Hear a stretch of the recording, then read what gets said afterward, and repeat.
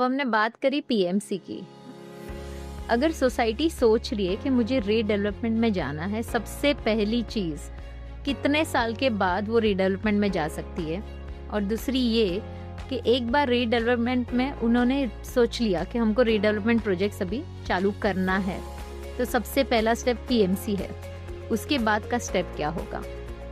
अभी जैसा डिस्कशन हुआ, आपने एक अच्छी पीएमसी अपॉइंटमेंट कर ली है। अब पहला स्टेप क्या होगा? अब पहला स्टेप किसी भी पीएमसी का ये होना चाहिए कि डेवलपर तो अभी है नहीं, सोसाइटी ने पीएमसी अपॉइंट कर लिया है, तो सबसे पहले एग्जिस्टिंग जो उनका लैंड रिकॉर्ड, उनका कितना एफएसआई कंजम्पशन हुआ है, जो प्रपोज्ड एफएसआई जो मिलने वाली है उसमें खर्चा कितना जाने वाला है, वो सब चीज़ों का कैलकुलेशन करना होता है। That is called feasibility report.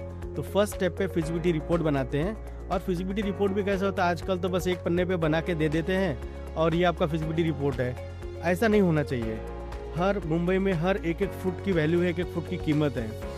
तो अगर मैं सोसाइटी के साइड से एज अ पीएमसी काम कर रहा हूँ, तो मेरा ये जिम्मेदारी हो जाता है कि उसके 1 इंच का भी नुकसान नहीं होना चाहिए। तो जो भी गवर्नमेंट के रूल्स रेगुलेशंस है, जो भी बेनिफिट्स मैक्सिमम सोसाइटी को देने चाहिए, हर मेंबर को देने चाहिए, वो मेरे कैलकुलेशन में इन्वॉल्व होना चाहिए।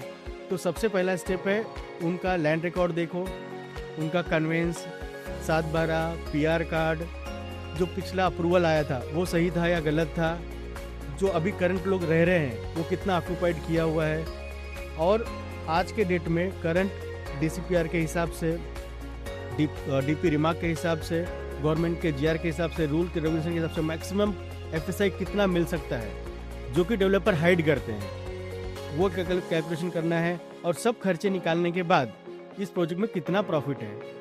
अगर हमको पता चलता है कि इस प्रोजेक्ट में अच्छा प्रॉफिट है, अच्छी वायबिलिटी है, अच्छी फिजिबिलिटी है, उसी तरीके से आगे जाके जब डेवलपर आएगा हम उससे अच्छा डिमांड कर सकते हैं।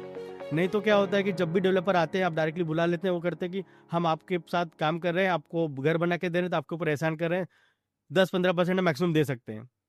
बट वो जो पीछे का कैलकुलेशन है वो कोई नहीं बताता है। और एक अच्छी पीएमसी अगर आपके साथ आती है जैसे हम लोग हैं, तो वो पूरा का पूरा स्टेप 1 में ही आपको क्लियर कर देंगे कि आपको अप्रोक्सीमेटली इतना एरिया मिल सकता है, इतना कॉर्पस मिल सकता है, इतना रेंट मिल सकता है, और इतना प्रोजेक्ट में प्रॉफिट है, तो कोई भी डेवलपर ना नहीं बोलेगा आपको। करेक्ट।